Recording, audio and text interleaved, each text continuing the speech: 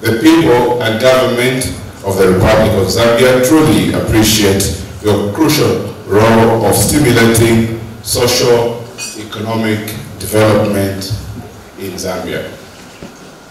This has been illustrated by your good works, which have facilitated development in various key sectors of the Zambian economy, including trade, education, and health, among others.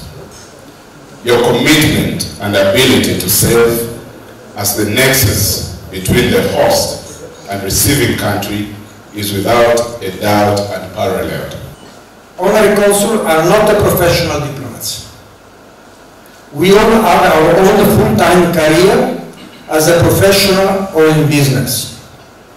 Our ultimate goal as an honorary consul is to contribute towards the strengthening of a relation between Zambia and the respective countries that we represent.